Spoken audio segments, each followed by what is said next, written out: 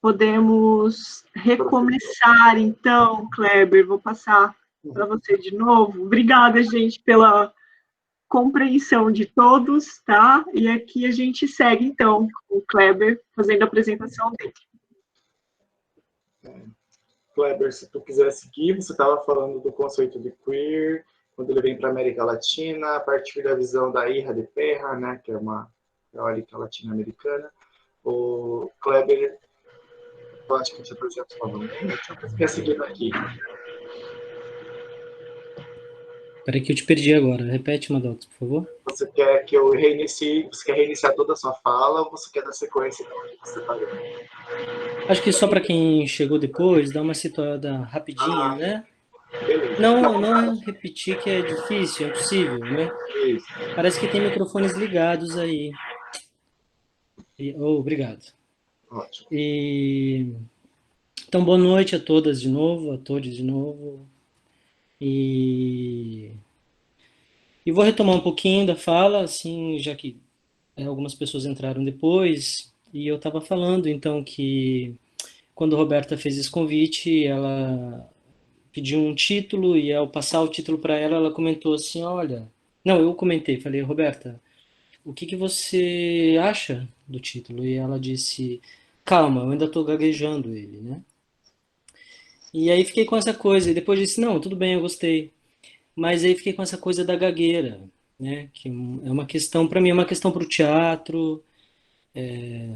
Então, lembrei de que o Deleuze e o Guattari já tinham material escrito, inclusive no contexto da obra do Carmelo Beni e do Bob Wilson sobre a gagueira, né? E sobre a gagueira como uma possibilidade também, né? De reinvenção da própria língua e considerando que esse é um tema assim super, como posso dizer, pantanoso, e que não sou eu que vou aqui definir para ninguém o que vem a ser queer, então eu fui retomando algumas noções de gagueira. E acho que esse título dessa fala é uma coisa meio gaguejada mesmo, né? Queer estético ativismo. E aí, retomando só um trechinho da fala do Deleuze que eu tinha buscado e do Guattari, então eles vão dizer que é uma nova forma de redundância a gagueira. O ou seja, a repetição, né? Que sempre houve um hiato na linguagem entre o verbo ser e a conjunção e, ou seja, entre o e o é. E que é a mesma coisa que gaguejar, mas estando gago da própria linguagem, e não simplesmente da fala. Ser um estrangeiro, mas em sua própria língua, que é uma coisa que de alguma maneira tenho buscado.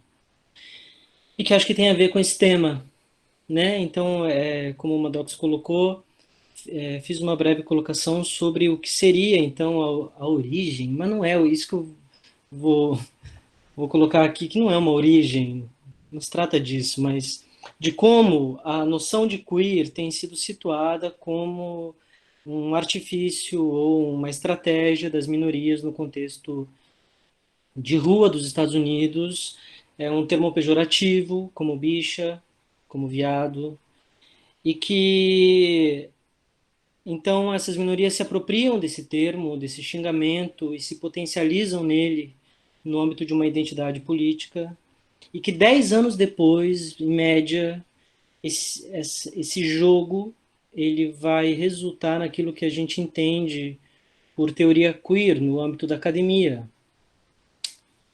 E que então, como relembrou Maddox, a Hija de Perra, que é uma artista chilena, já falecida, ela vai dizer assim, que legal. Então agora vocês vão pegar um termo que no contexto dos Estados Unidos vem da rua e é apropriado pela universidade e vão importar simplesmente para qualificar as dissidências que já haviam aqui no sul global, na América Latina, no contexto sudaca, né? Sendo que já haviam outros termos para as nossas dissidências. Né? Então ela vai questionar isso. E vai dizer, olha, isso está inserido de novo, numa lógica de consumo, de importação, de tradução. De novo, é o sul global tentando se atualizar em relação aos avanços do norte. Então, quando a gente parou aqui a conversa, eu estava nesse ponto, questionando por que então que a gente não está propondo uma conversa sobre um, diz aí, um estético ativismo marica, ou bicha, ou transviado, né? E, e lembrava, então, as colocações da Sayaka Valência, que é uma pensadora importante mexicana. E Sayaka vai relembrar que, sim, que no contexto do norte global, o termo vem da rua e articula, dá base para a teoria queer, mas a Sayaka vai dizer o termo não é anglófono. E aí ela vai fazer uma coisa que só alguém com o estofo dela também para fazer isso, ela vai fazer toda uma pesquisa sobre uma origem possível do termo.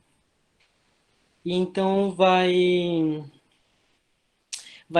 situar, né, a prática desse termo dentro de um contexto da língua alemã, do baixo alemão, vai relacionar isso ao latim e a língua proto-indo-europeia. Então ela vai indo para trás, para trás, para trás, para trás, até chegar à conclusão de que não, esse não é um termo anglófono. E aí, durante uma entrevista, ela me disse isso. Ela falou: Kleber, e por que deixar isso mais uma vez para a branquitude? Né? E ainda mais considerando que quem usa esse termo pela primeira vez na academia é a Glória Anzaldúa, que é uma figura, uma bruxa, poeta, quer dizer, ticana, não é nem mexicana, nem estadunidense, está ali na fronteira entre Estados Unidos e México, e escreve uma obra como o Borderlands, que é em Spanish, então não é nem em espanhol, nem em inglês. A Glória, ela encarna a fronteira, a impossibilidade de definição. Ela gagueja, né? Então ela faz uma escrita que é acadêmica e é poesia. Então, assim, eu falei, valei-me Glória Anzaldúa. Vou até tomar um vinho. Valei-me Glória Anzaldúa, porque eu acho que é isso, é tatear. Então não me cabe definir o que vem a ser queer. Mas talvez seja conveniente, no âmbito dessa conversa com vocês, e que é um pouco estranho, porque eu não consigo ver as pessoas, eu estou mais acostumado a trocar, né? Não ficar falando assim para uma câmera. Mas seja conveniente tatear ou evidenciar alguns elementos que são relevantes para essa conversa. Então, Roberta, eu ia pedir para você pôr esse PowerPoint simplório que eu te enviei, por gentileza. E só um minutinho, Kleber, Tá bom. vamos tentar. Estamos todos gaguejando nessa linguagem aqui também, né? É uma palavra que se encaixa muito bem Né? no momento atual, inclusive, né? Aparece algo para vocês? Aparece. Então, Então seria o próximo ok. slide. Isso. Então, vindo desse queer, com Q-U-E-E-R, para o queer com K, agora... Então, a ele tem questão um problema. aqui será o seguinte: eu preciso ficar aceitando as pessoas. Tá. Acabou de me dar um sinal, ó, voltei para cá.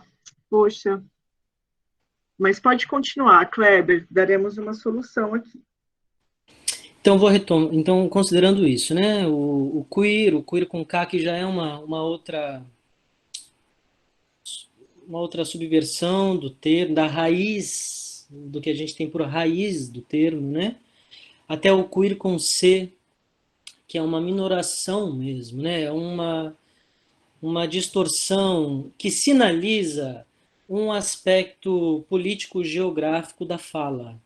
Então, esse queer do sul, da América do Sul, da América Latina, ou da América Latina, né? E nesse contexto, o que eu diria é que o queer gaguejado dessa forma, com menos ele é uma indefinição gaguejada sem copyright, perverso e estranho e torcido e desviante da norma. Isso porque essa equivalência, no estudo que ela faz, ela vai se dando conta de como os sentidos ao longo do tempo, para o termo, todos fazem menção a um tipo de desvio, a um tipo de torção, de distorção. Então, o queer tem a ver com torcer, com retorcer, com distorcer, com desviar, né? Contraditório. E aí eu pus em caixa alta porque eu vou rapidamente falar sobre isso. Contraditório, interseccionalidade fronteiriça e estranheza estrangeira e expansão diaspórica e ancestralidades periféricas à margem do sistema do capital. Por isso, não branco. Queer e sexílio. Queer é sexílio. Em caixa alta, porque eu rapidamente vou retomar esse termo. Essa familiar estranheza pela qual passamos muitos de nós dissidentes. A impossibilidade de ficar despatriados para fora da casa, para fora do círculo, para fora dos olhares, porque olhar é incluir. Isso é importante, olhar é incluir. Para fora da fronteira, exilades da cis-heteronormativolândia, que eu vou falar rapidinho. Pode voltar, Roberto. Opa. Estamos aqui. Obrigado. Eu acho que o meu microfone está interferindo também, deixa eu desligá-lo.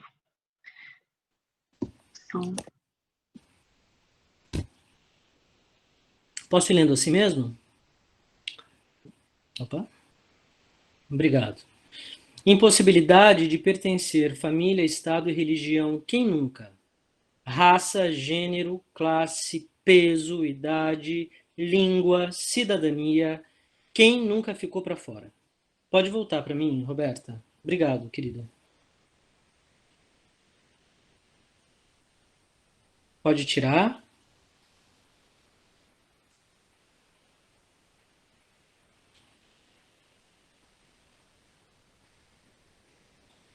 Muito bem. Eu falei de contradição, eu preciso retomar isso rapidamente, porque queer, no sentido que eu estou empregando, né, que a gente está abordando, ele tem tudo a ver com contradição. E aí eu retomo o pensamento da Diana Torres. Diana Torres, que é uma pensadora, uma artista espanhola radicada no México e que se define como pornoterrorista. Ela se insere no âmbito da pós-pornografia, que eu entendo a pós-pornografia como uma pirataria da indústria pornográfica, que eu acho que é interessante porque a pornografia ela é uma realidade, né? Então, grande parte do que se produz na internet hoje é material pornográfico e é um tipo de material absolutamente misógino, machista e que objetifica o corpo feminino. Então, como um desvio do feminismo, o movimento, enfim, a ideia de pós-pornografia vai hackear essa indústria e produzir a sua própria maquinaria de desejo. E aí, então, a Diana Torres ela se insere nessa perspectiva. E ela vai dizer uma coisa interessante no livro dela que chama Vomitorium, que é interessante porque é um livro branquinho, e ela diz que é branquinho assim porque é para sujar. O livro é bem branquinho, assim, bonito, e é feito para sujar. E tem um texto que eu estou traduzindo desse livro, inclusive, em que ela vai falar vai fazer uma autocrítica sobre a coerência. E ela vai dizer que a coerência é um problema para muitos de nós que nos inserimos em qualquer perspectiva ativista. Porque ela vai dizer assim que a coerência nos desarticula. que a coerência da forma como nós temos vivido, sobretudo dentro da militância branca, ela, na verdade, ela vai reacender a competição, né?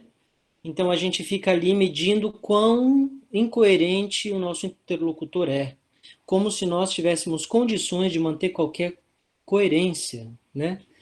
E ela vai dizer, não, gente, deixem a coerência para o patriarcado, coerente ao patriarcado, né? E isso tem me ajudado, e claro, ela também vai dizer o seguinte, que é diferente você ser hipócrita, né? Ficar em cima do muro para tirar proveito dos dois lados. Não é disso que ela está falando.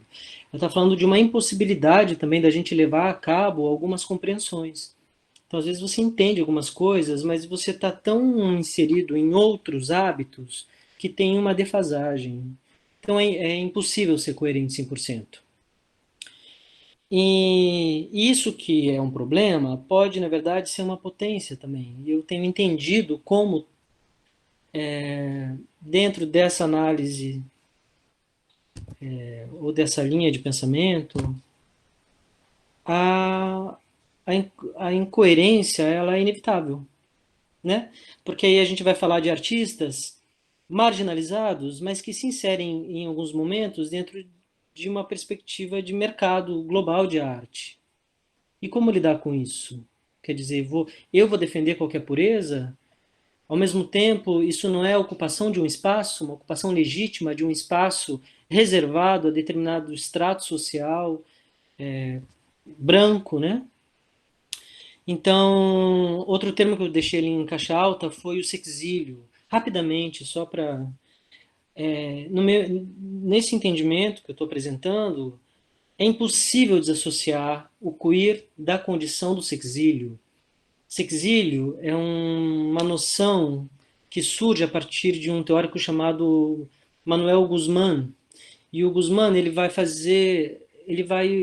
observar numa boate de Nova York a presença de imigrantes porto-riquenhos que tiveram que fugir do seu país natal por perseguição.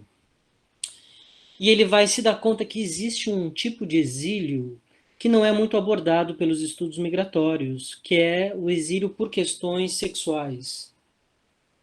E mesmo as questões de gênero são muito recentes nesses estudos migratórios. Então, as questões no âmbito da sexualidade ainda são muito pouco exploradas, né? E aí, então, ele vai trabalhar essa noção do sexílio que eu tenho trabalhado no sentido de expandir. Quer dizer, tenho entendido... Veja, vale notar também que não é nada tão distante o que eu estou dizendo. Hoje, no mundo, se estima que mais ou menos 68 ou 70 países criminalizem práticas, relações homossexuais consentidas. Isso para ficar no âmbito da homossexualidade. Assim, então são estados, são países que criminalizam com leis que punem desde multas até prisões, até pena de morte em alguns, né? E aí eu vou entendendo que... Então não é nada muito distante. É óbvio que isso vai levar a um movimento pelo mundo. E eu tenho entendido, e meu trabalho tem ido nesse sentido, que não tem como falar de queer sem falar de sexílio, porque este exílio, ele se dá também num âmbito subjetivo, né? Então você não é... O dissidente sexual, ele é exilado dentro da própria casa, ele é exilado dentro da própria cidade, muitas vezes sai da periferia, sai do bairro para ir morar no centro da cidade para ter uma vida mais interessante, mais livre, ou sai da cidade pequena no próprio país e vai para a capital, ou dentro da própria família. O primeiro exílio é dentro da casa, e é esse sentimento de não pertencer, essa condição um tanto fantasmagórica de não fazer parte, de não ser visto, já que olhar é incluir. E que tem uma dimensão aí traumática, né? E aí, claro, eu problematizo muito a obra do Freud e tal, Acho é terrível. O Fanon tá, a obra do Fanon tá aí para, né, para falar melhor do que eu sobre como Freud decalcou um modelo branco europeu para o resto do mundo. Mas, de todo modo, eu acho que o Freud é interessante, pode ser interessante, pela forma como ele, sujeito, homem branco cis, foi capaz de reconhecer o mecanismo narcísico. E eu vou entendendo como a colonialidade, de modo geral, tem a ver com narcisismo. É o desejo de replicar-se. A prova disso é o que eu chamo de cis-heteronormativolândia. O que seria isso? Tenho entendido que mais do que o espaço cis-hétero, a construção do espaço cis-hétero, a gente convive com a espetacularização desse espaço. Espetacularização no sentido do Armindo Bião mesmo, de celebração ritualizada, né? Eu tive um insight sobre isso uma vez conversando com o Rafael numa praia do litoral do Paraná, ou de Santa Catarina, por ali. E era final de ano, e aí os anúncios com empreendimentos para a família branca, toda a cadeia produtiva, a relação com a publicidade, a carne, né, que é um componente decisivo da masculinidade, como o futebol, né? Vocês vejam que os homens não cozinham, né? A cozinha tradicionalmente é um espaço feminino, a menos que ele seja um MasterChef. E tenho na memória, assim, estar no edifício quando morei na Bahia e ver nas sacadas no fim de semana os homens fazendo churrasco nas sacadas, quer dizer, ocupando a sacada como espaço público, celebrando essa masculinidade publicamente. Então, a cis-heteronormativolândia, eu tenho entendendo ela como esse espaço de celebração da cis-heteronormatividade, né? Que tem tudo a ver com branquitude, tudo a ver com branquitude. Tô viajando aqui, então, Roberta, você pode voltar, por favor? Oi. Eu tô com seus slides, então eu vou... Ô, querido, obrigado. Tá rolando? Dá para acompanhar o que eu tô dizendo? Tá sim. Qual página você quer? Já te digo. É a seguinte. Ok. Então, nesse aspecto, né, colonialidade e narcisismo, vale dizer que colonialidade é narcisismo, porque é o desejo de repetir-se enquanto sujeito branco hegemônico, né? Eu tenho entendido isso como um desejo de si. O que seria isso? Uma dimensão autorreferencial da libido projetada sobre a paisagem exterior, no intuito de replicar a topologia interna, ou mesmo de impô-la, condicionando tudo mais à semelhança. Veja, morei no sul da Bahia, era tão louco para mim imaginar os portugueses chegando ali, olhando aquela paisagem, aqueles povos, né, presentes, e desejando replicar Portugal. É muita loucura, é uma incapacidade de perceber a diferença mesmo, é do âmbito da percepção. O desejo de si pode ser colonizador, mas não necessariamente o é, podendo assegurar a manutenção de uma diferença em um território hostil. Uma minoria sobrevive à violência, ao silenciamento histórico, desde contínuos resgates do desejo de si. Então,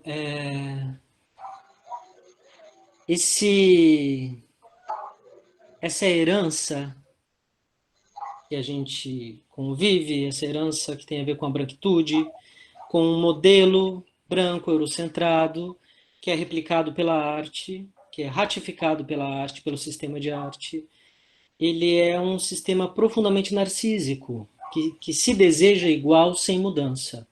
E aí o Walter Mignolo tem um texto em que ele vai problematizar a noção de estética, vai tensionar com a ideia de aesthesis, que no contexto grego mesmo, anterior, teria mais a ver com sinestesia, com percepção, com sentimento, e que ao longo da história ele vai argumentar é colonizado pela ideia de estética, que tem a ver com a ideia de beleza, de belo, uma noção de belo, né?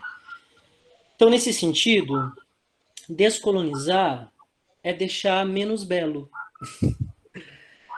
E nesse sentido também, arte é colonialidade quando mantenedora do cânone cis-hétero eurocentrado e universalista.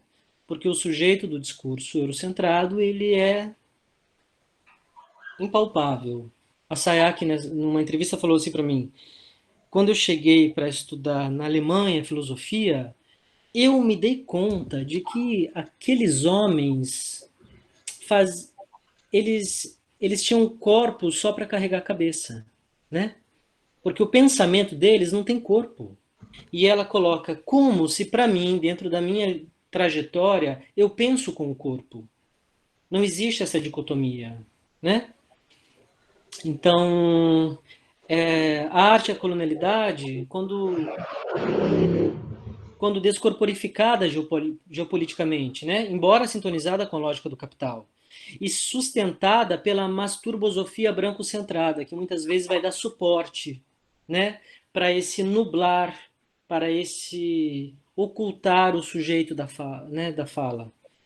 Arte é colonialidade quando despreza qualquer funcionalidade, que é um discurso, não sei vocês, mas na minha formação, eu tive contato com isso. É arte porque não tem função. Ora, que civilização pode se dar ao luxo de produzir qualquer coisa sem funcionalidade? Só uma civilização como a europeia que produziu a própria riqueza à custa da materialidade alheia. Isso quem fala é Azuma Palermo, né? Que também vai dizer que por isso nós, latino-americanos, seguimos com esse sentimento de defasagem, né? Que a Irra de Perra coloca muito bem, porque a gente não alcança o cânone. A gente está sempre correndo para se atualizar. Não foi assim o nosso modernismo? Os nossos artistas foram para a Europa e entraram em contato com as vanguardas europeias e vieram nos atualizar sobre os acontecimentos do mundo. Não é muito diferente ainda, né? E aí vale a pena retomar o pensamento de que talvez o que nos caiba como sujeitos latino-americanos não seja sermos tão bom quanto o modelo, mas eclipsar a hegemonia, né? Dada a nossa condição fronteiriça. Eu não posso voltar. Eu não falo uma língua indígena. Ao mesmo tempo, eu nunca vou ser tão bom quanto um europeu. Então, que lugar é esse meu fantasma de fronteira? O que eu posso fazer é bagunça e eclipsar a hegemonia, né? Então, arte e colonialidade, isso quem fala é o Silviano Santiago, né? Então, arte é colonialidade quando despreza qualquer funcionalidade, mantendo estruturas classificatórias e hierarquizantes que a distinguem do artesanato, por exemplo, né? Porque aí tem esse papo, não, isso é artesanato, não é tão... Pode avançar, Maddox, por favor? Sim.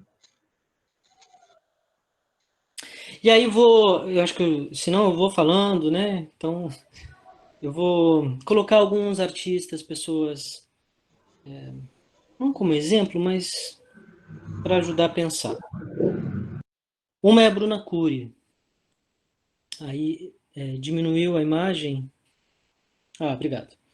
Bruna Cury é uma artista carioca radicada em São Paulo, ou que está em São Paulo nesse momento. Essa é uma performance que eu conheci Bruna Cury nessa performance, que foi dentro de um festival justamente de pós-pornografia.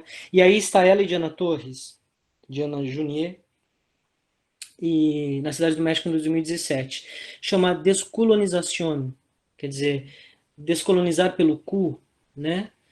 E eu lembro que tocava um funk, vinha Bruna, essa mulher trans, negra, carioca, que quando chegou na Cidade do México teve que ficar horas na migração, teve que tirar toda a roupa, teve que se ajoelhar porque o policial não queria deixar ela entrar, né? E aí, então, Diana Torres introduz nela, e aí uma perversão também, né? O corpo penetrado por uma mulher e coloca um punhal. Mas antes, de dentro do corpo, Bruna tira essa faixa, escrito Descolonização, numa ação super potente. Quer dizer, você pode não gostar e não tem que gostar mesmo, tá, gente? Não se trata disso. Realmente não é bonito, mas também não se trata disso. A questão é, uma ação como essa foi muito impactante para mim a reação da audiência. Você ouvia um alfinete cair no chão da sala, era uma festa. Era a festa de encerramento do festival, porque é um acontecimento, efetivamente, é um acontecimento, então é muito potente.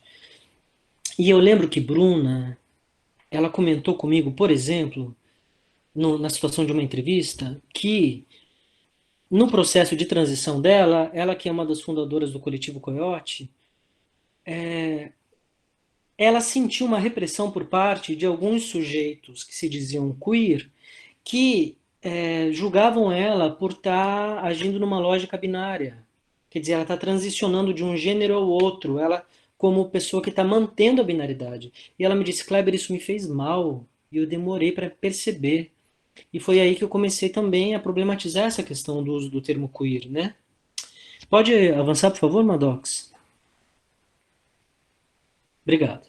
Aqui um outro registro de ação dela, que é o hasteamento dessa bandeira, né, onde pode se ler mate o branco dentro de você, que é uma frase de um anarquista, ex-Pantera Negra, e o trabalho é da Bruna, e que convoca, então, duas pessoas para performá-lo, né, que é a Charlene Bicalho e a Jéssica Porciuncula, e durante uma residência em Porto Alegre, e que tem tudo a ver com essa conversa, quer dizer, porque aí, eu não quero me passar no tempo, mas eu preciso dizer isso rapidinho. Ninguém está livre, ninguém está blindado. Eu não estou blindado. Eu não estou aqui sentado nas minhas certezas. E o tempo inteiro eu estou tendo que administrar as minhas contradições como sujeito cis, branco e acadêmico. Então, tenho entendido que em algum momento o privilégio vai passar na nossa mão. E a questão para mim, nesse momento da minha vida, é o que você vai fazer quando o privilégio passar na tua. E não moralizar a questão no sentido de, olha, você privilegiado, privilegiada. A questão não é essa, a questão é o que você faz com isso, né? E a Bruna, como outras pessoas, me ajudaram muito nesse aspecto. Pode avançar um pouco, Maddox, por favor? Isso. Aqui um trabalho do Klepper Reis, que é um artista inspirador para mim, um sujeito exilado que foi perseguido por sua obra, uma obra muito... Então, por exemplo, essa imagem compôs uma exposição que ele fez no ano de 2017, chamado Coelindo. E nessa obra, o Klepper fazia uma retrospectiva de toda a sua movência. E ele foi uma pessoa muito perseguida. E quando eu falo perseguida, gente, eu falo assim de agressão física mesmo, tá? De ameaça de morte em rede social, por colocar a questão do cu. O cu, que é um tabu dentro da cis heteronormativolândia, né? Quer dizer, a masculinidade, ela está pautada, entre outras coisas, pela castração anal, a negação do próprio cu. Porque essa negação vai garantir que existam corpos penetráveis e corpos não penetráveis, sendo que esses últimos, obviamente, vão se sobrepor aos primeiros. E a obra do Klepper versa muito sobre isso, e ao mesmo tempo ele vai se encontrando de uma maneira muito potente nesse trabalho. Então é um desabrochar, né? E aí a gente tem esse cu em flor, literalmente. E eu chamo o Klepper porque eu acho que ele é uma inspiração e tem tudo a ver com essa conversa. E eu vou pedir para você passar a próxima imagem, Maddox. Isso, obrigado. Essa é uma artista chamada Erika Bui, e eu trago a Erika Bui, que é uma artista também admirável da Cidade do México, da performance, uma artista inspiradora para mim, porque a Érica é uma mulher cis, branca, mas que vai atuar no sentido de um desvio do modelo de feminilidade hegemônica. Então, a Érica, ela conta que o primeiro trabalho que ela fez com nu, ela não tinha noção do impacto. Quando ela tira a roupa em uma galeria, não lembro exatamente, e a audiência se choca e se incomoda e se retira da sala, porque é um corpo gordo, sendo que havia um outro corpo de mulher não gordo, que não provocava essa rejeição. Ela se dá conta, primeiro, né, daquilo que eu tenho chamado de sexílio, e, e segundo, de uma potência, né? E segundo, de uma potência. Então, nesse sentido, eu evoco a Érica, que colabora com outros coletivos como La Potia Nostra, porque ela, como esses outros artistas, para mim, eles sinalizam como é possível uma inversão, quer dizer, aquilo que é fragilidade, no primeiro momento, aquilo que compõe o trauma, ele também pode ser canalizado no sentido de uma potência. E aí eu peço para você avançar para o último slide. Obrigado. Então, esses sexílicos queer estético ativismos, desdobrados do amor, a própria diferença, não se pautam pela manutenção de um mundo onde esta mesma diferença já seja valorizada, como é o caso do narcisismo colonial. Ao contrário, implicam num desprendimento diaspóricos das idealidades que as excluem, torcendo o fluxo da energia vital na direção de um vir a ser. De outra ordem, a pura autorreferencialidade colonial narcísica está situada em uma cosmética que a mantém e da qual é mantenedora.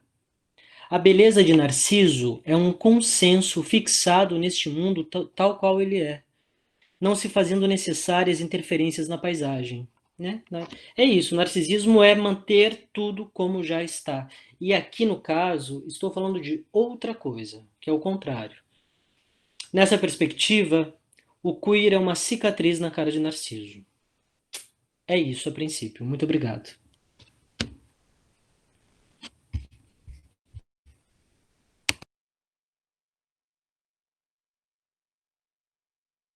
Muito... Opa, voltei. Muito obrigado, Kleber.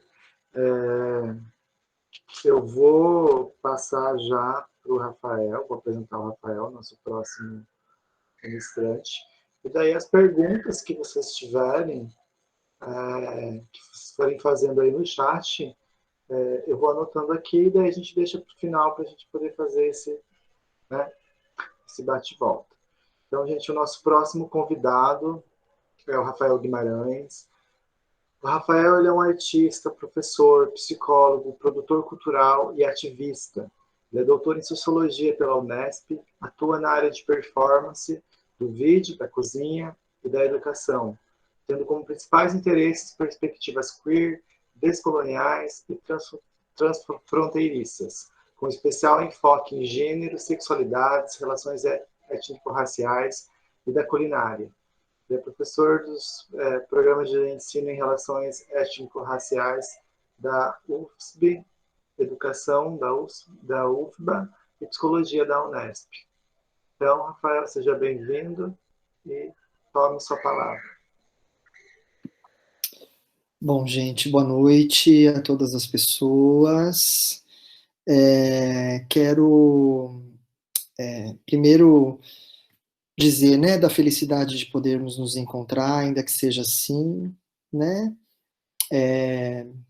Dizer que estarmos nos cuidando também à distância, juntos e à distância, é também uma forma de nos solidarizarmos as pessoas que precisam estar nos seus postos de trabalho. Sei que muitas pessoas que devem estar aí participando também não puderam, né, estar recolhidas ou isoladas, né? Queria lembrar hoje que já são, pensando nisso, né, nesse momento, falando de queer, falando de diferença, concordando, enfim, com tudo, mas lembrar que hoje eu vi a notícia de que já foram 200 anciãos dos povos indígenas que morreram pela Covid, né? Quando morre um ancião numa cultura indígena, perder, né? É como a gente perder determinados registros que fazemos, por exemplo, em livros, em escritas, né? Então, porque as coisas são transmitidas oralmente e em momentos, porque o tempo não é o tempo, o nosso tempo. Então, lembrar disso, saber disso, assim, me dói, né, demais, e pensar que também é um privilégio podermos estar, né, em isolamento e que possamos também fortalecer o isolamento dos povos indígenas, né, porque eles sabem o que é isolamento, eles sempre precisaram se isolar, né, da chegada da colonização aqui, né, agradecer enormemente a fala do Kleber, a Alma Dox, a Roberta, a todo o grupo Dobra, né, e a esse momento, assim, a todo mundo que está aí nos acompanhando. É meio estranho esse negócio, eu preparei um pequeno PowerPoint só para o finalzinho, eu vou fazer uma fala, vou tentar fazer uma fala sem muita leitura, para a gente, né, e vou tentar não me repetir em algumas coisas que Kleber já colocou. A gente mais ou menos combinou algumas coisas, mas sempre nos escapam, né? Então, é como que uma resposta um pouco à fala,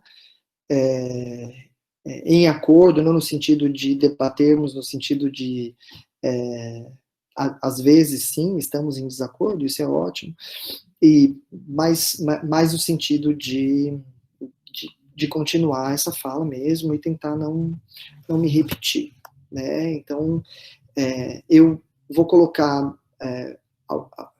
algumas questões, acho que Kleber já colocou, então não vou ficar repetindo.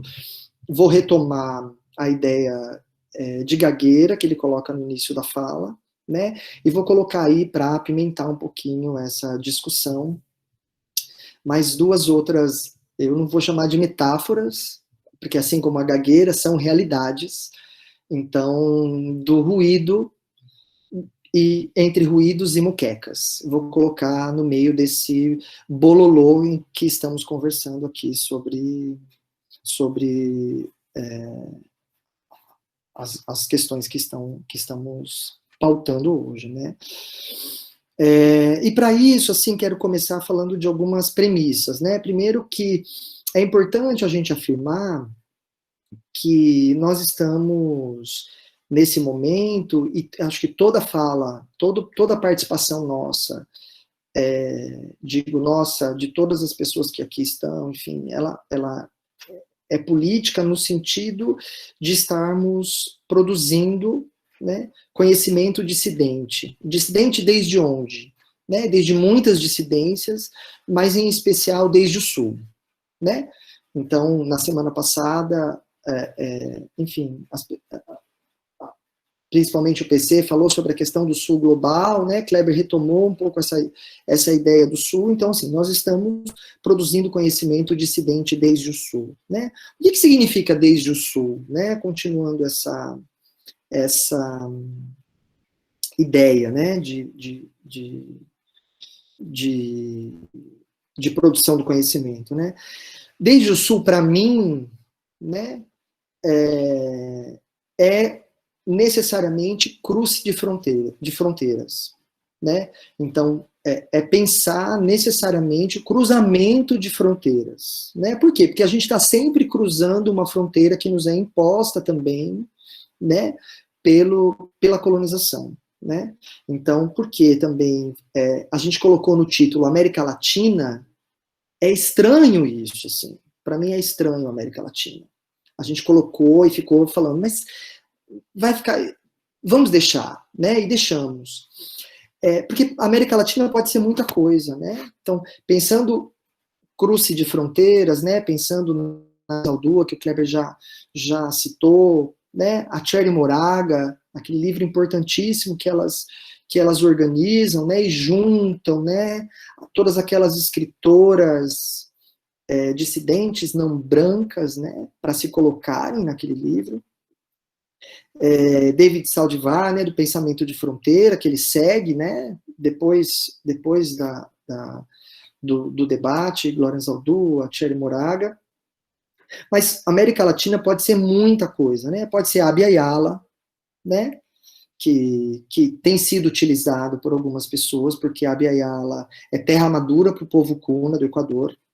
Pode ser a Méfrica Ladina, da Lélia Gonzalez, né, importante intelectual negra brasileira, né? Pode ser El Sur es Nuestro Norte, né, do Torres Garcia, uruguaio, né, que vira o mapa ao contrário e coloca o sul como norte, como nosso, aquilo que nos norteia, né? Pode ser a Pachamama, a Quechua, pode ser muita coisa, né? Na verdade, é muita coisa, porque nós estamos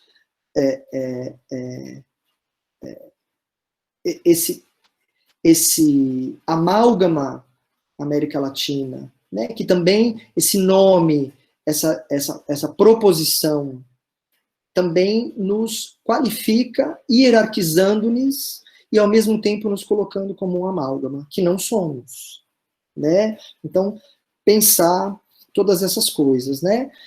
Continuando, é preciso, então, para pensar esse lugar, né, tanto de Abya Yala como do queer, né, é preciso hilar fino, é preciso força, né, utilizando o termo que a Julieta Paredes, né, feminista comunitária boliviana usa, né, junto com as Mulheres Creando, né, que é um coletivo importantíssimo, né, que esteve à frente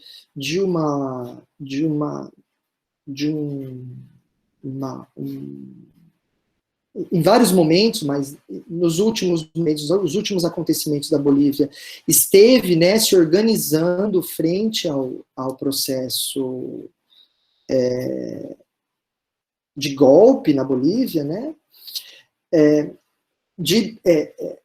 hilar fino, quer dizer, é também necessária uma força das cores, né, dos reboços indígenas bolivianos, né, das diversas comunidades do que a gente ficcionalizou como Bolívia, ou como América Latina, ou como indígena, né, mas também a sutileza dos detalhes dessa fineza que é necessária para discutir isso, né? Para se colocar, para pensar, né? O que é Abya Yala, Méfrica Ladina, né?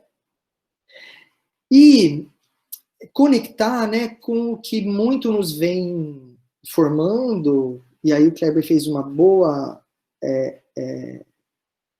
trouxe a Hija de Perra, a Sayaka Valência para pensar, né, a discussão sobre o queer, né, que chega ao Brasil pela tradução, né, de alguns e algumas intelectuais, né, acadêmicas, algumas advindas do Sudeste, a maioria advinda do Sudeste, mas de outros lugares do país, ou que estudaram no Sudeste, ou que vieram, né, que vão traduzindo obras anglófonas sem fazer esse percurso que ele denotou. E a mesma coisa, né, vai acontecendo com outros termos ou outros conceitos que são criados ou incorporados pela academia, né? Então também é importante a gente pensar, né, que o termo decolonial não pode cair num lugar, ou pelo menos não me interessa a mim, não interessa, né?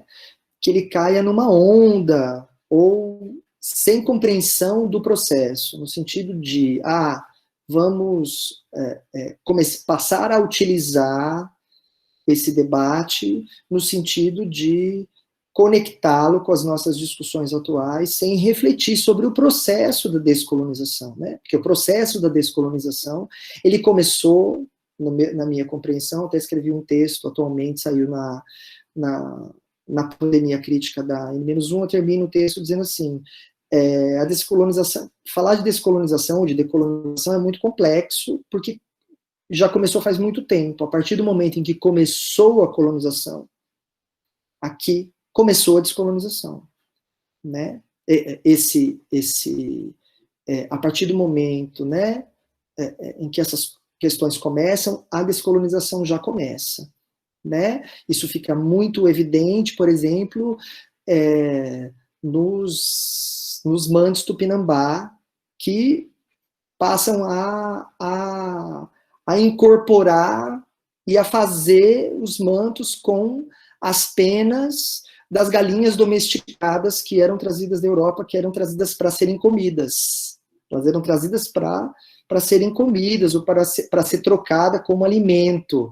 Mas elas passam a ser vistas como uma possibilidade de incorporação no manto, que é um manto ancestral. Então, a descolonização começou assim, desde o momento em que começou a colonização, né? Então a gente também pegar e dizer, não, agora então é que a gente vai passar a descolonizar. E aí a gente vai olhar, por exemplo, para os autores pós-coloniais e vai dizer, eles falaram sobre aquele momento, mas eles não estavam descolonizando. Quem é que pode dizer isso ou não pode dizer isso, né? Então acho que é importante, né, a gente pensar sobre isso, né? E aí eu trago a reflexão da Silvia Rivera Cusican, que ela vai falar, né, que decolonial cobre tudo e nada ao mesmo tempo, né? Porque pode cobrir nada, mas também pode ser tudo, né? Então, e que é necessário descolonizar o processo da mestiçagem, né? E mais do que só dizer que a colonização só agiu frente ao povo originário, aos indígenas, né? Então, ela vai colocar isso, né? E aí, fechando um pouco as premissas, juntando tudo isso, meio que numa moquecagem, porque eu acredito na moqueca e acredito no ruído, por que então que vocês não viram no título a palavra artivismo, né? Eu não tenho, assim, absolutamente nada contra, mas também não tenho nada a favor desse termo, né? Ainda que ele tenha sido utilizado por alguns autores, reafirmado por alguns autores, né? Eu penso, ele possa ter, de certo modo, uma potência nesse sentido de juntar as palavras, mas ele, de certo modo, ele também acaba dentro da maneira como ele vem sendo utilizado, e acabou sendo, né, incorporado na academia, nos estudos, ele acaba também caindo num processo hierarquizante do que é mais artístico, do que é mais político, de que arte é mais política que outra, de que tipo de política pode ser artivista e que tipo de política pode não ser ativista. Eu prefiro o ativismo estético ativismo, prefiro arte política, prefiro que a gente use vários termos misturados, né, e que a gente possa ir incorporando nesse sentido, né, a mesma coisa que aconteceu também nessa leitura sobre o queer, sobre o decolonial, também, né, esse termo que pode ser um guarda-chuva em que as coisas cabem, e ele serve também para hierarquizar, né, e aí nesse sentido, como complemento as discussões que o Kleber trouxe sobre o queer, né, num texto nosso, de uma pesquisa que a gente fez no ano passado, em que a gente publicou sobre a música, vamos dizer, um momento agora, né, na música pop brasileira contemporânea, desse avivamento, vamos dizer assim, né, de artistas que trariam, né, a discussão do queer mais expressivamente na música, um avivamento disso, né? A gente vai falar sobre ruído anti-hegemônico, né? E não sobre algo que seja contra-hegemônico ou uma sonoridade contra-hegemônica, e sim porque o queer e o queer estético ativismo, falando da música, ele vai borrar, vai causar ruído, né? E aí eu vou ler só um trechinho do termo da música mesmo, né? Pelo José Miguel Wisnik, ele vai definir ruído assim.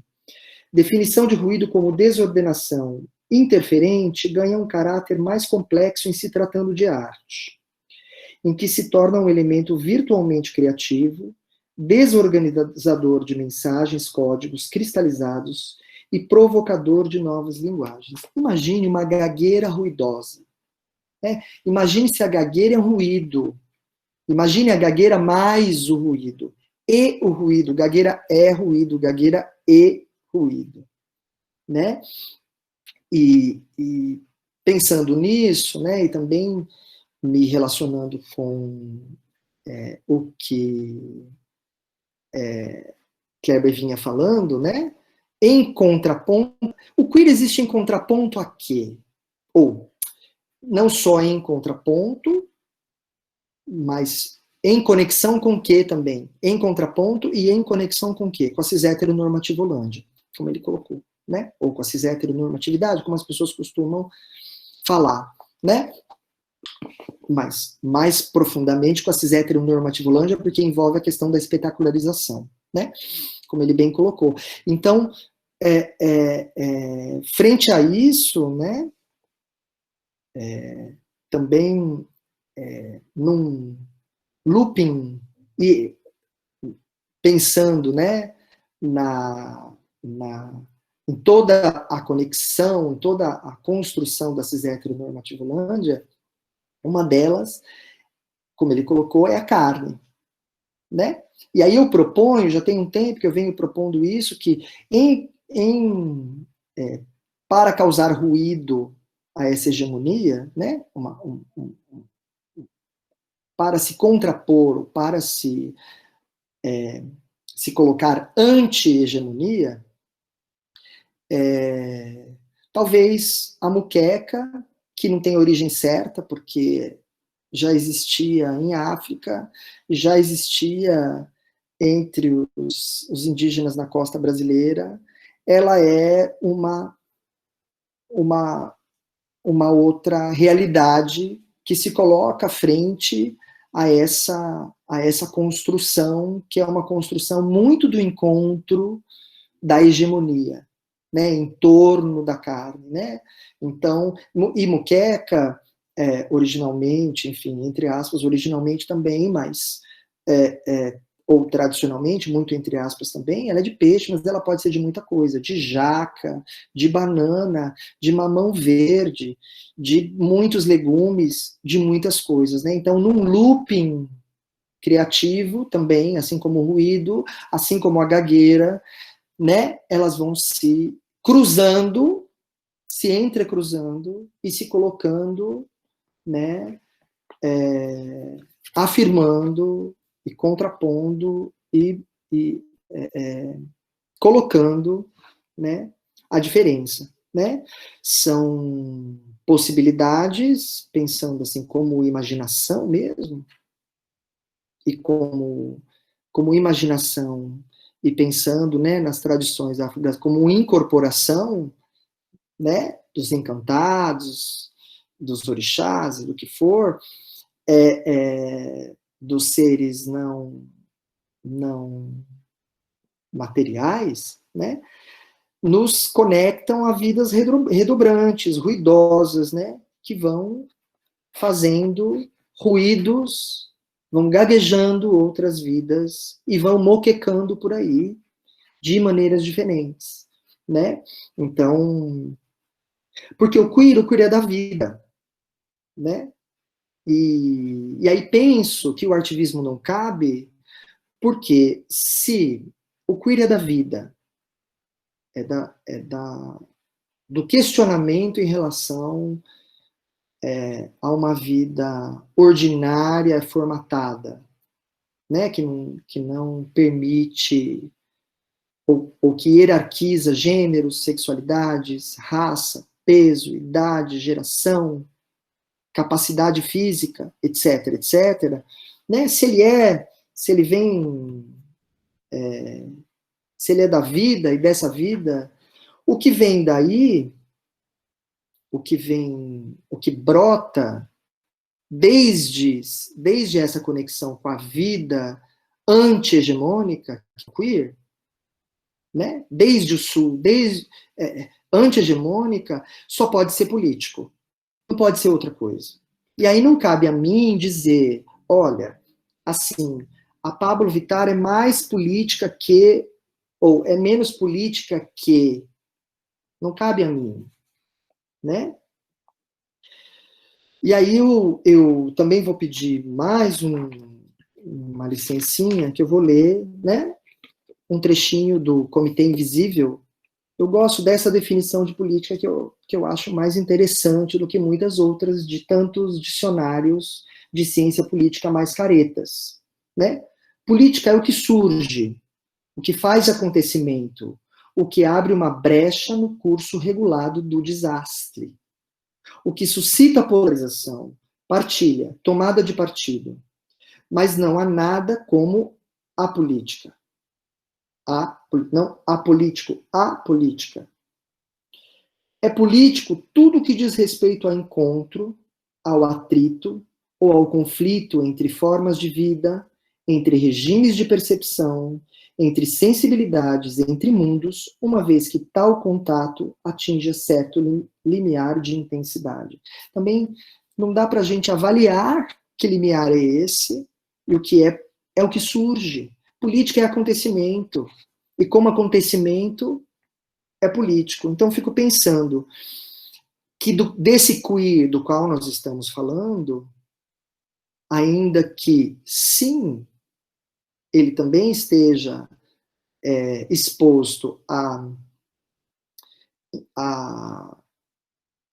capturas de diversas, porque o sistema com C é forte, é muito forte, e traz consigo a cis-heteronormativolândia, o capitalismo mundial integrado, né, a globalização, tudo isso, né, a política no sentido a política representativa, né, que acreditamos que isso que é política, né, é uma ficção. Então, o Estado-nação, né, a política securitária do Estado-nação, tudo isso, né, também captura o queer. A academia, o lugar de poder da academia, também captura o queer. Mas não tem nada mais nem menos ativista, são moquecagens ruidosas, são gagueiras. E às vezes, ao gaguejar também, alguém acaba dizendo para você qual a palavra que é, e aí não era aquela, mas acaba sendo, né? Ou o ruído desordenado também pode ter uma interferência para baixar o volume, não é? Ou então alguém pode te dizer que muqueca sem dendê não existe. Então, esses ordenamentos são ordenamentos aos quais tudo está exposto, né?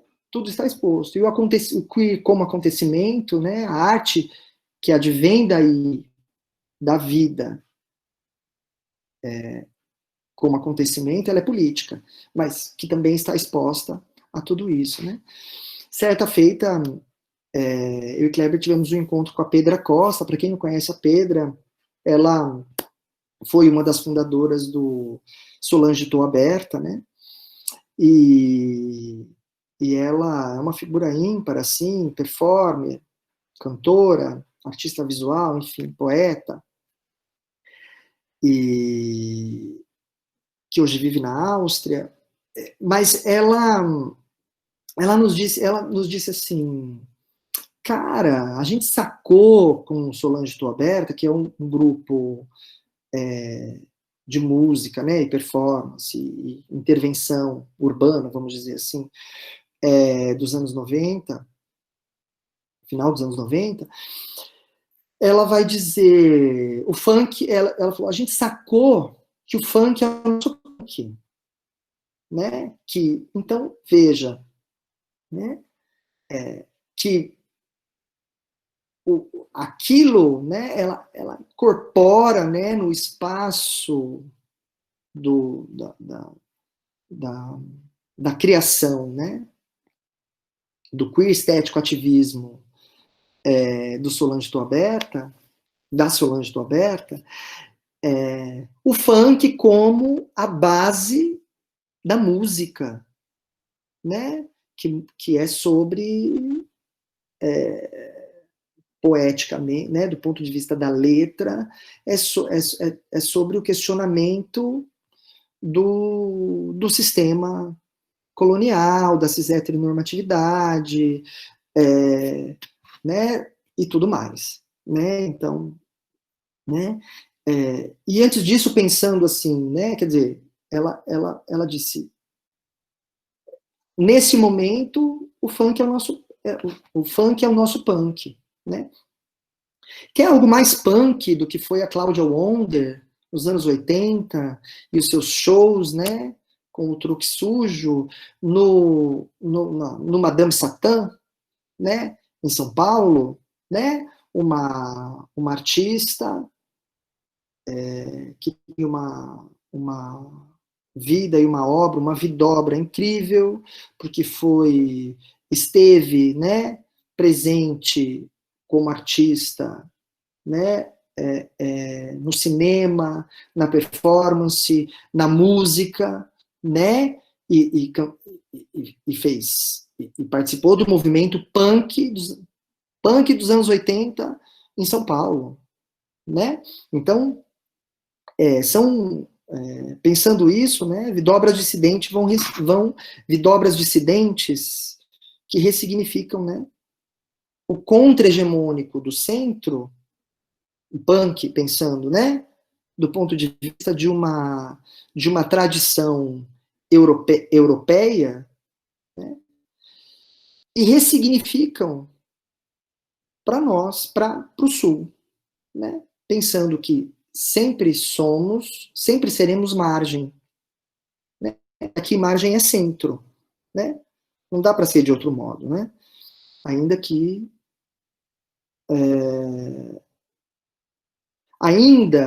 algumas artistas da margem,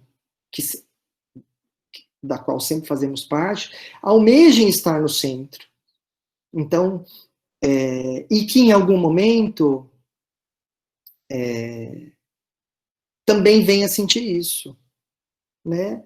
Então, voltando, né, para Pablo Vittar, em muitos momentos é muito evidente que ela sente isso. Quer dizer, por mais central que ela seja, por mais próxima da cis-heteronormativolândia, por mais próxima ao mercado, por mais conectada, né, com artistas da hegemonia, inclusive estrangeiras, né, ela também certamente se dá conta do quão margem somos, do quão margem ela é, né? Porque a margem, a hierarquia colonial vem e aparece para ela também. Quer dizer, ao mesmo tempo em que estamos próximos de poder, todas, como Kleber colocou, podemos estar próximos do lugar de privilégio, o outro lado também nos é muito... também nos marca muito, né? Como Sul, como margem, né? Então, e a margem porque vivemos, porque vivenciamos genocídios, né? Os genocídios que fazem parte de todo o processo colonizador, né? Desde a destruição das bibliotecas árabes na Península Ibérica, a queima das bruxas na Ásia, né?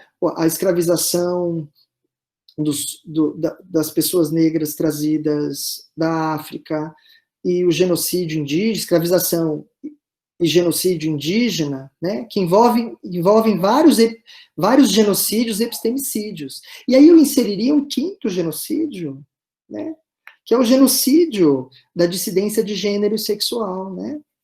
Então, agora vem sendo retomada de uma maneira mais crítica e mais, inclusive, por pessoas, por intelectuais, por artistas indígenas, a figura de Timbira, né? Então, quer dizer, as vidas trans, as vidas homossexuais, os terceiros espíritos, as muxi, elas já existiam, né? Pré-processo colonizatório. Então, é outro genocídio epistemicídio, porque é também o genocídio epistemicídio do queer, né? Pensando nos termos em que estamos colocando, né? Então, e aí sempre isso vai ficando à margem, porque vai ficando à margem do genocídio epistemicídio, né?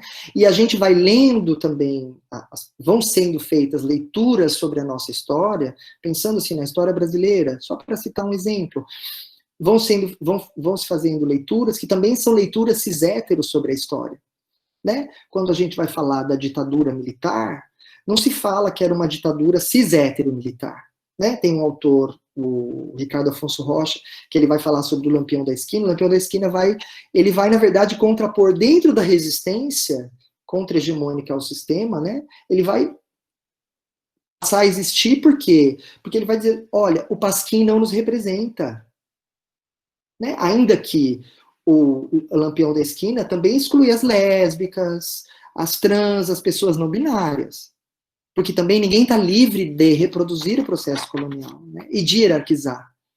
Né? Então, nesse sentido, e aí o Ricardo vai falar, foi uma ditadura cis-hétero militar. Né? Então, ele está nomeando isso. Né? Quer dizer, então, foi militar e cis-hétero também. Né? Então, pensando nisso, sempre, então, né, em várias áreas das artes, em várias áreas da política, da comunicação, isso vai acontecendo, né? Então, a estético-política queer vai moquecando com ruído, vai gaguejando, vai encontrando também esses seus lugares, vai passando por processos de capturas, né? Vai encontrando brechas, linhas de fuga, para ir se fazendo, né? E penso que cada vez mais, não sei se cada vez mais, mas tenho observado, né, como é importante a gente perceber, né, como que um sem número de artistas tem percebido a importância do entrecruce de fronteiras e de conexões, né? Então, só para a gente pensar, né? Então, coletivos de várias linguagens artísticas estão cada vez mais se conectando a isso, né? O coletivo da Louca de Efavirense, por exemplo, né? Que incorpora o nome do medicamento para pessoas com HIV, né? Mas a questão central é sobre vidas de pessoas que vivem com HIV, mas não é só isso. É sobre raça, é sobre gênero, é sobre sexualidades, é sobre, né, Eduó, né, que é uma pessoa, dançarino, performer, né, que tem deficiência física, né, e ele faz um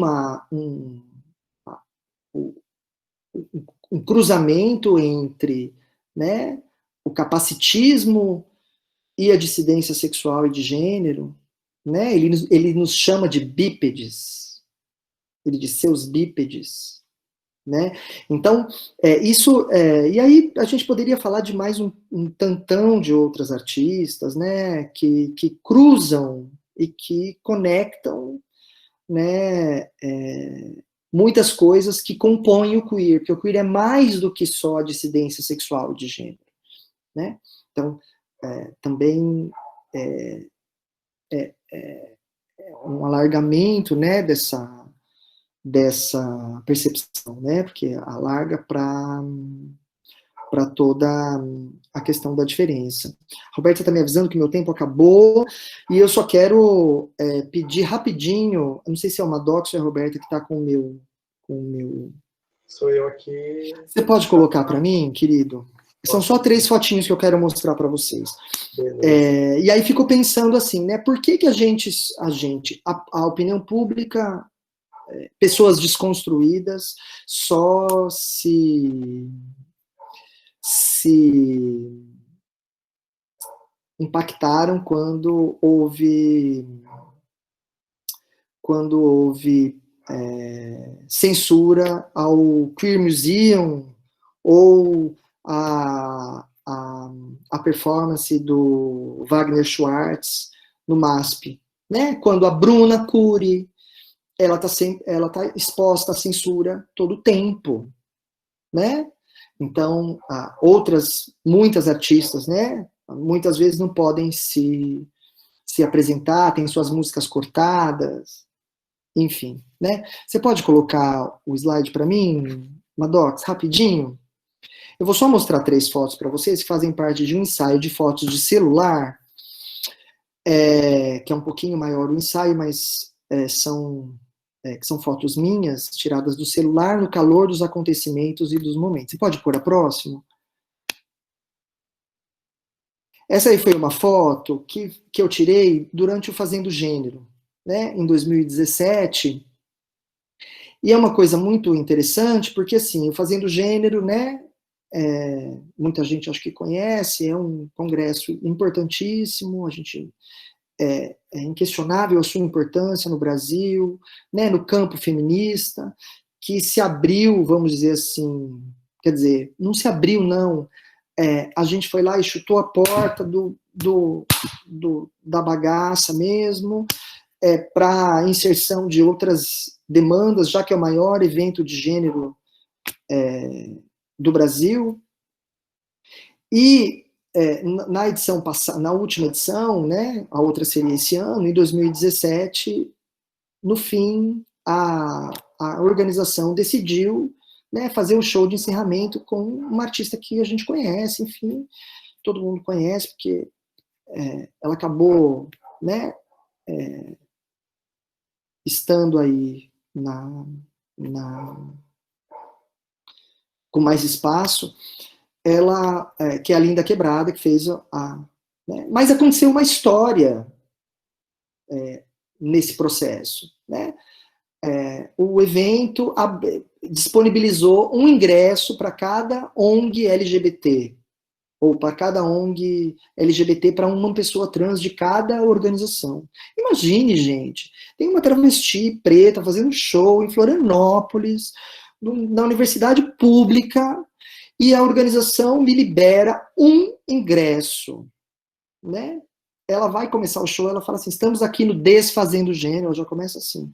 Aí ela vai, né, e chama todas as travestis para o palco, né, e faz um ritual de louvação, né? Vamos louvar a travesti. Então ela ocupa, né, esse espaço, né? E aí eu tirei essa foto, que está muito mal tirada, eu estou no canto, tem uma pessoa filmando na frente, porque é um evento grande, enfim, mas é o registro, né? Você passa próximo, Maddox. Esse aqui é um espaço de refúgio sensacional, que fica na Cidade do México, que chama Lagosadeira. Eu queria ter falado mais sobre isso, acabei me perdendo aqui no tempo, que a gente, né, viaja, que acho que 30 minutos dá tempo. Chama Lagosadeira, é um espaço incrível, porque é um entrecruce de muitas fronteiras, né? Então, é a resistência feminista, transfeminista, lésbica, gay, marica, vegana. É um espaço que tem desde... É um espaço cultural que, ao mesmo tempo, é um restaurante. Tem um cruzamento muito grande com a perspectiva zapatista, e elas mantêm, né, o espaço acontecendo, porque é um espaço cultural, é restaurante, é tudo. Tem aula de defesa pessoal, tem um dia por semana que é só para mulheres, né, e que todo mundo as pessoas compreendem que é um momento de segurança para as mulheres naquele momento. Então, um monte de coisas, e elas se negam a ter qualquer tipo de ajuda do Estado. Então, é assim, nós estamos aqui, a gente vai manter esse espaço livre de violência, né? É um espaço inclusivo que não aceita captura estatal, né? Isso é bem interessante. Você pode passar o próximo? Ou é anterior? Não, é a próxima. Então, só para fechar, essa é a foto do pé do Jailson Tupinambá, que é uma figura incrível, uma bicha Tupinambá, que é reconhecido na comunidade como um líder, ele é uma liderança da juventude Tupinambá, né, ele que lidera, e é uma bicha, né, e tá ali, eles vivem, elas vivem, são três indígenas Tupinambá na comunidade que dividem, né, mesmo local de moradia. E ela, Pedro e Mendonça, que são as outras pessoas, né, que dividem, mas Jailson é uma liderança importantíssima. E eu já conhecia Jailson há um tempo, mas a gente nunca tinha... E nesse dia a gente foi chamado para sentar numa mesa de um evento, né? E eu sentei ao lado do Jailson, né? E aí eu já tinha olhado para os pés dele, né? E falei, Jailson, eu posso tirar uma foto do seu pé, né? E eu tirei uma foto do pé do Jailson, né? Que é isso, a ancestralidade também não é uma amálgama, ela é muitas coisas, né? Então, assim como tem o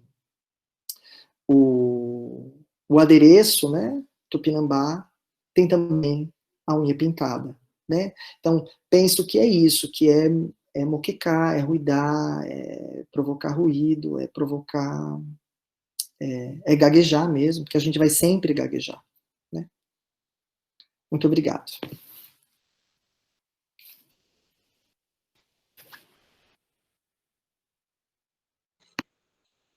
Muito obrigado, Rafa. Muito obrigado, Kleber. Bom, foi uma conversa muito potente e várias coisas se passaram aqui na minha cabeça. Eu sei que o nosso tempo está bem curto, né? Nós temos mais quase 5 minutos aí, mas eu queria jogar umas questões que passaram aqui por mim. O Kleber vai falar que decolonizar a arte, né, é deixar ela menos bela, quebrar o padrão de beleza. Aí o Kleber também, ele faz uma pontuação ali que essa necessidade da gente alcançar um cânone, né, que não é nosso, mas que vem de fora. E daí você citou o modernismo como um dos exemplos. E eu já fiz essa pergunta para outras pessoas, eu fico me perguntando assim, se essa antropofagia que a gente tanto aplaude, que a gente tanto, que a gente tanto gosta, que os museus tanto dão crédito, se isso aí não é uma forma de genocídio, né? Essa nossa antropofagia. Porque essa metáfora, né, de comer o que é bom, jogar fora o que não presta. No caso, o branco colonial come aquilo que é bom, né? E quem é comido, no caso, são as corpas indígenas, negras. Então, essa metáfora de comer é romantizar uma espécie de violência colonial. Essa é uma questão que eu me pergunto aqui. E também romantizar, né, e politizar esse roubo, né, esse acúmulo primitivo, né, que os corpos originários produziram ao longo de todo o tempo.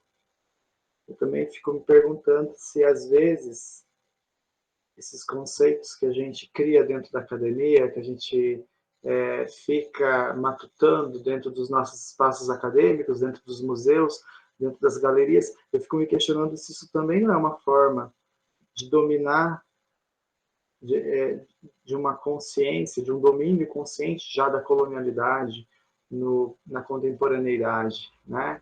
Se a gente fala, a gente conversa, a gente reverbera essas questões, mas até que ponto esses corpos estão dentro dos nossos espaços, estão junto com a gente, estão compartilhando esses saberes, estão trocando esses saberes com a gente.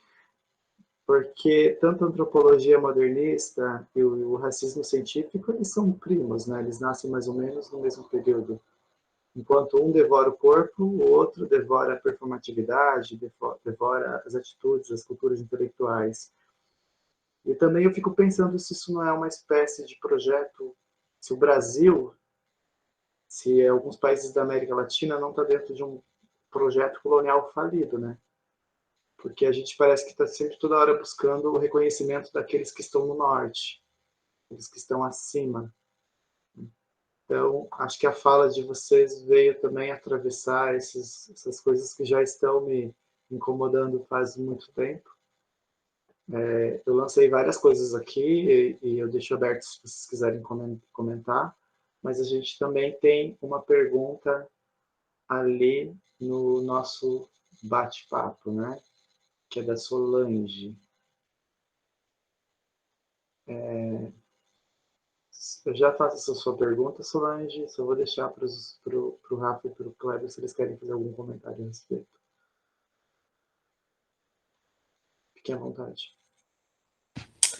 Então, vou fazer um comentário. Sobre isso que você coloca da antropofagia, para começar, eu acho que é contraditório. E concordo, sim, é nítida uma apropriação da branquitude, da elite, né, brasileira. E aí eu retomo uma fala do Pasolini, do cineasta, né, italiano, quando ele fala assim: sim, exato, e o que fariam os jovens das famílias abastadas se não falar sobre literatura e pintura, né? Então a arte, nesse aspecto, ela sempre foi um dos recursos usados pela aristocracia para o próprio embranquecimento, né? Para a figura para a tentativa de uma imagem de Brasil civilizado, né? E nesse sentido, sim, a antropofagia, para mim, a antropofagia dentro do contexto do modernismo brasileiro, ela se apropria de ancestralidades outras, né? E se promove a partir disso. Agora eu vou dizer uma coisa para você, Maddox. Tenho entendido que, ao mesmo tempo, não dá para deixar de perceber um exercício aí, ainda que inconsciente, de outra-idade. Quer dizer, se eu falei de um desejo de si, eu também tenho entendido a existência de um desejo de outro, que eu ainda não estou tentando lidar com essa ideia, né? De que é como uma vontade mesmo de ser-se em outros termos, sabe? À medida em que você não se basta dentro do próprio repertório. E que isso pode ir desde que é diferente de se apropriar, de escravizar, de colonizar. Que é um... Então, eu vou te dar um exemplo.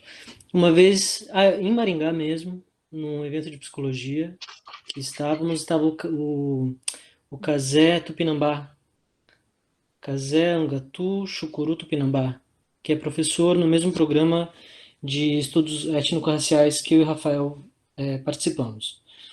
E aí, o Casé é um Tupinambá ali, eu falei, não vou perder a oportunidade. E aí acabou o evento e falei, Casé, me conta, o que que você acha como sujeito Tupinambá, porque aí não sou eu, branco, moralizando a discussão. O que que você acha do pensamento antropofágico, né, na perspectiva do Oswald de Andrade?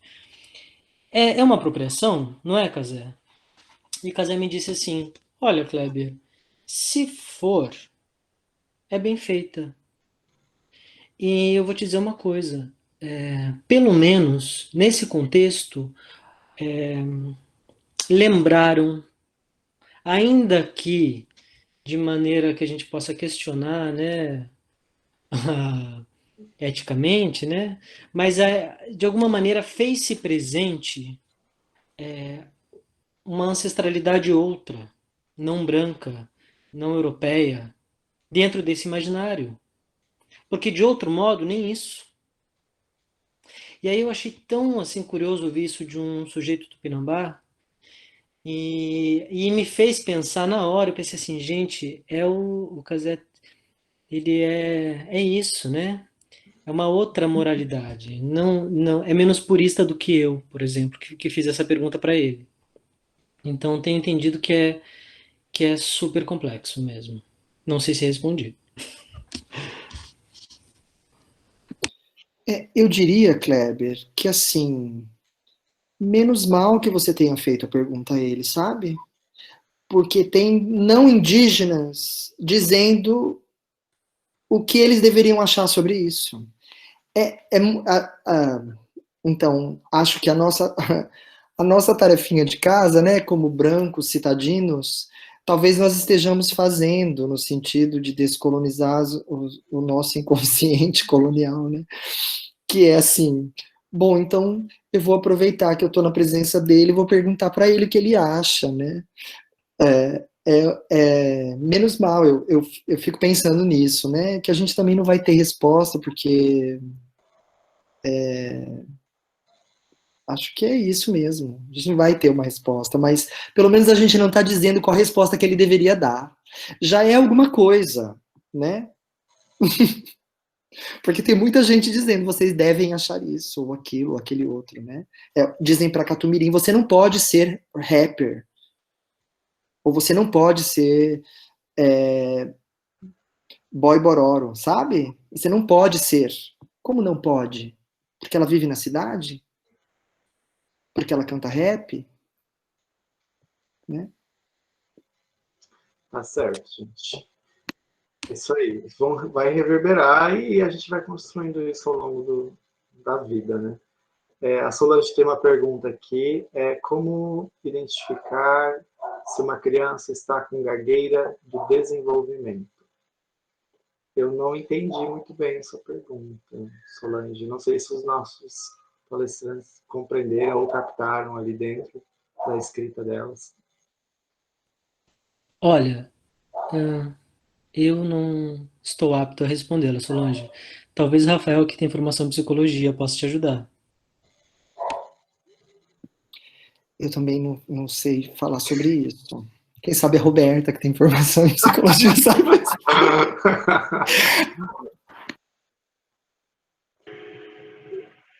Gente, eu não sei também. Eu não entendi a pergunta, na verdade, né? O que ela quis dizer com essa gagueira? Assim, eu arriscaria uma resposta bem pouco comprometida com um diagnóstico, né? Que é pensar pelo dever criança, né? O dever criança, ele é uma gagueira no mundo, um modo de estar que se faz por ruído, por desvio, e aí nós, como adultos, e dentro de uma racionalidade, muitas vezes a gente não consegue interpretar essa criança, entender e acolher a criança na diferença, né? As várias formas dela se expressar. Então, eu arriscaria essa resposta, ou essa essa linha, né? Soltaria essa linha aqui para vocês, mas a pergunta ela ficou bastante aberta. Não sei se eu me dirigi exatamente a ela, né? Isso. Se tu quiser complementar a sua pergunta, Solange, fique à vontade. Eu vou passar para a próxima, então, da Mariana Couto. A Mariana faz a seguinte questão. Kleber Braga comentou sobre a questão da coerência e como a quebra desta é inevitável. Me veio em mente sobre como estávamos vivendo no momento em que vemos como os múltiplos discursos estão em constantemente luta, como uma competição de coerências. Mas neste processo, muitas vezes vemos o aniquilamento da fala do outro, como este não seria mais um rastro de uma tradição patriarcal? Se sim, como lidar? E qual o autor ou a autora do livro citado Vomitório? Pronto, acho que os silenciamentos, no meu entendimento, né? Quem que fez a pergunta? Desculpa, eu não consigo ler. Foi a Mariana Couto. Mariana, oi Mariana. No meu entendimento, os silenciamentos se dão dentro de uma lógica de imposição de coerência, né? Ou de desejo de coerência. Então, à medida em que eu almejo uma coerência, uma totalidade, talvez pudesse usar esse termo também, totalidade, eu não crio espaço para o que diverge, né? E sim, entendo que a coerência é inevitável. Só o fato de morar num centro urbano nos coloca numa situação de incoerência, né? Então você pode até ter ambições ecológicas, por exemplo, mas se você vive numa cidade grande, você vai lidar com a incoerência de um centro urbano, né? A autora, ela se chama Diana Torres. E, inclusive, eu acho, se eu não me engano, tem ela também se auto-intitula Diana Porno Terrorista. E tem um site que, se eu não me engano, disponibiliza a obra dela. Então você pode conseguir acessar, né? E, e você comentava mais sobre. Sobre como lidar? Olha, é uma questão. Eu tenho uma paixão por poesia persa, e mais especificamente de tradição sufista, né? O sufismo como posso dizer, um primo do islamismo, vai, grosso modo, né? Numa perspectiva mais filosófica, assim. E tem uma série de poetas de um período aí, de que no Ocidente equivaleria a 1300, mais ou menos, como Rumi, e que se inserem nessa tradição. E nesse contexto, então o Rumi, por exemplo, tinha um mestre chamado Shams de Tabriz. Olha para onde vai a viagem. E o Shams de Tabriz, dentro desse rolê todo, ele era o maior sábio e, e ele se vestia de mendigo. Então, a brincadeira dele preferida, a coisa toda dele, a missão dele era entrar nas caravanas como mendigo, chegar numa cidade e perguntar quem é o maior sábio. E então procurar, porque nesse período os sábios falavam nas praças. E aí, à medida em que o sábio ia falando, ele começava a fazer perguntas sem resposta, que era justamente para sinalizar a gagueira, né, ou o ruído, ou a impossibilidade de totalidade do discurso, né, as contradições. Então, assim, muito modestamente, eu vou te dizer que, no meu caso, eu gosto dessa perspectiva, sabe? De ouvir, de pontuar as falhas. Obrigado, Kleber. Vocês estão me ouvindo bem? É porque eu tive que tirar meu microfone, que deu um probleminha nele. O Clayton, ele acrescentou aqui, ele fez uma contribuição com o Rafael. Eu vou ler, Rafael, se você quiser retomar alguma coisa da fala dele.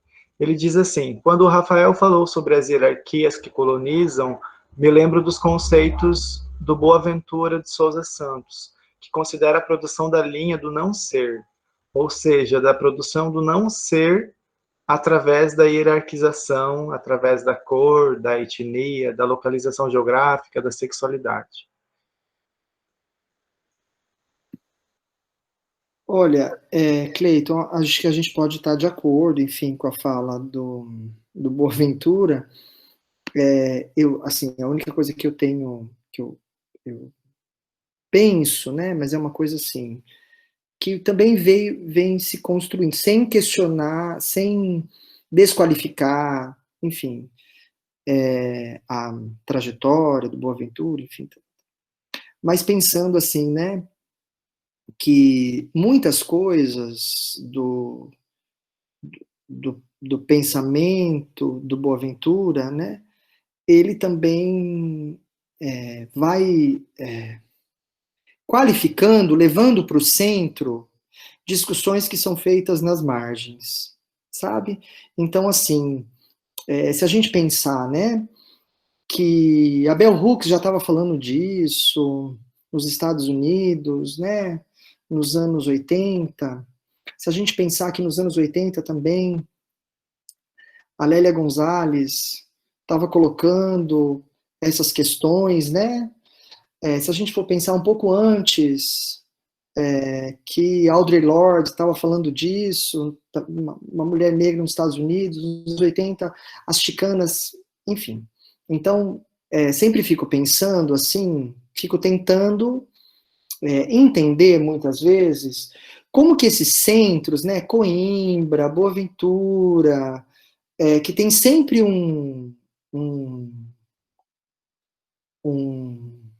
uma produção de um livro que aparece de repente, que está sempre, né?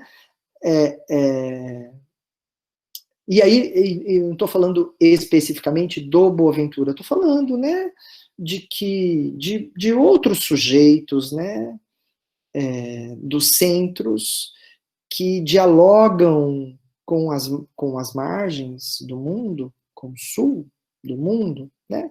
E Boaventura diz uma coisa também que para mim é uma coisa que para mim é um delírio. Ele fala assim, que Portugal é parte do sul global. Amigo, não. Não. Não pode ser. Né? Então, pensando nisso, né, de como que esse trânsito se dá muitas vezes, e assim, existem muitas coisas que ele escreveu e disse, e que são interessantes, e isso que você disse também é interessante, e tem a ver mesmo.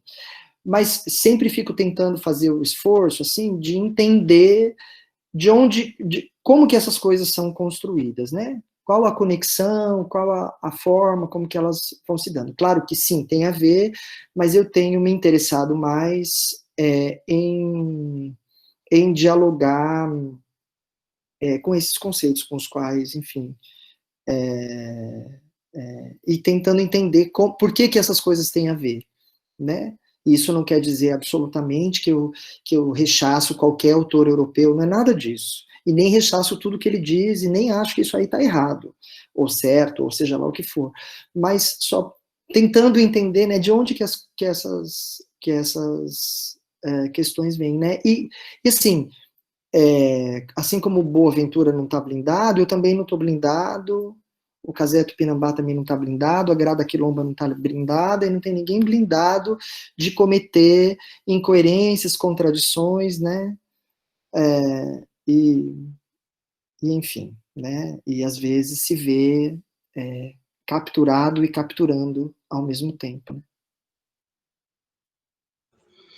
Que legal essa sua fala, Rafa. Gostei bastante de ouvir isso. A Ludmila Castanheira, ela tem uma pergunta para os dois, para o Rafa e para o Kleber. Como trazer o queer para a sala de aula, especialmente nesse contexto de educação cerceada? Olha, eu tenho a impressão de que o queer sempre esteve na sala de aula. Então, a questão, para mim, é da ordem da percepção. Como não mais ignorar a presença do queer na sala de aula? Porque, pelo menos falo da minha realidade, e veja, eu Sou de Curitiba, que é a parte mais branca do Brasil, né? E mesmo nesse contexto, tendo estudado minha vida toda no ensino público, incluindo aí graduação e pós-graduação, e também leciono no ensino público, eu nunca pude deixar de perceber isso, né? Como a gente é diverso. Embora muitas vezes as cartilhas e os projetos pedagógicos não dessem conta dessa diversidade. Não sei. Como, Rafa? O que se diria? Eu tendo a concordar com você, e eu vou aproveitar, vou fazer um jabá. Eu produzi no ano passado um vídeo documentário um pouco sobre...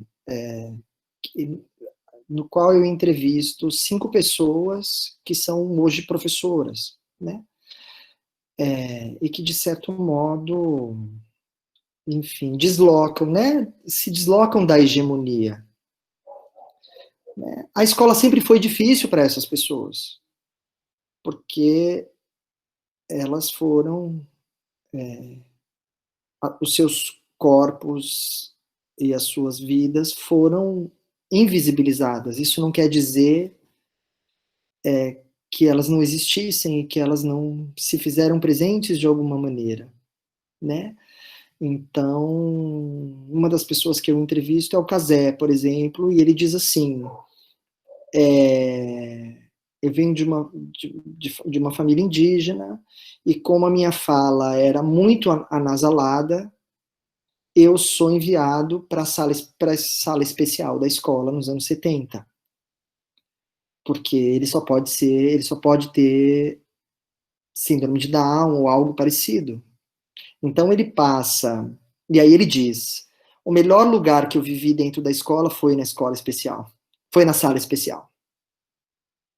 Apesar de eu ter sido identificado como uma pessoa deficiente e de ter uma professora que dava coque na cabeça dele e dizia que ia aprender a língua dele, porque ele falava, ele tinha a língua presa e uma fala nasal por conta da etnia, né? Porque ele é filhos de chucurus e eles tinham essa fala, que vieram de Alagoas, né? Do que seria Alagoas, da ficção Alagoas, e isso. Então, o queer foi se dando, Ludmila, e a diferença, e aí, né? E a diferença foi se colocando nesses espaços, mesmo sendo invisibilizadas. Então, acho que o nosso trabalho, já que a gente forma professoras e professores, seja na graduação, seja no mestrado, seja no doutorado, seja dando formação para professoras e professores, meio nesse sentido de, então, como permanecer invisibilizando, né? Não penso que este momento que vem nos invisibilizando. Fomos invisibilizados nesse processo, ao longo do processo colonial, né? Então, fico pensando que é mais nesse sentido, né? Então, como ignorar essa presença? Não dá para ignorar essa presença mais, né? Ou dá, né? Ou ela vai continuar também sendo ignorada, mas ela também não vai ser ignorada, porque talvez estejamos fazendo alguma tarefa, né?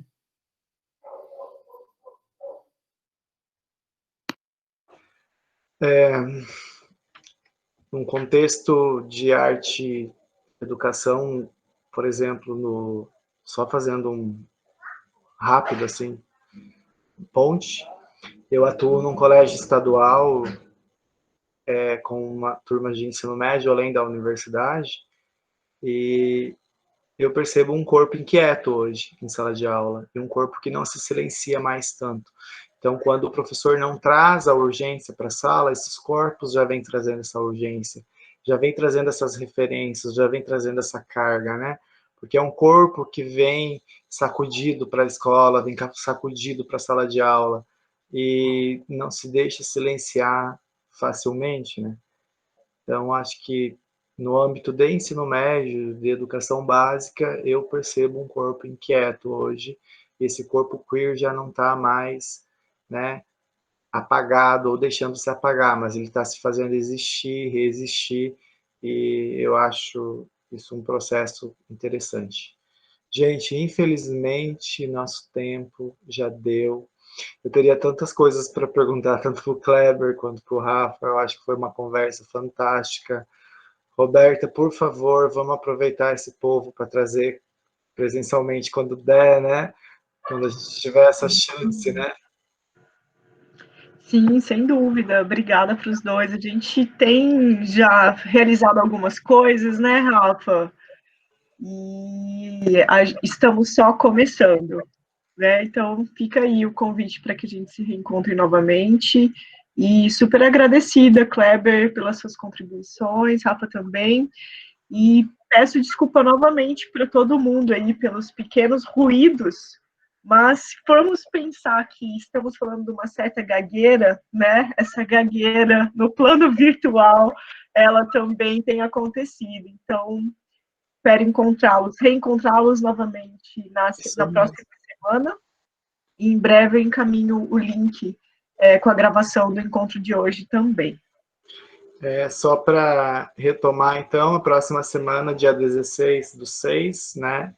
Entre imagens sobreviventes, insurgências contemporâneas, com a professora Paula Lirsen, ou Lursen, é um sobrenome que eu ainda não aprendi a falar, e com o Thiago Fernandes. Eu também vou estar mediando essa, e depois tem mais 2 mesas ainda, né, fantásticas. Eu acho que está sendo muito bom isso, né, nos dá impulsão. É isso, gente. Que a gente fique aí seguros e desligo aqui. Caímos então essa conexão, mas ficamos com o coração em chamas, com esses pensamentos lançados pelos dois. Obrigada, gente. Um beijo. Obrigado, Roberta. Obrigada, Kleber. Obrigada, Rafa. Gustavo, obrigado. Tchau, tchau.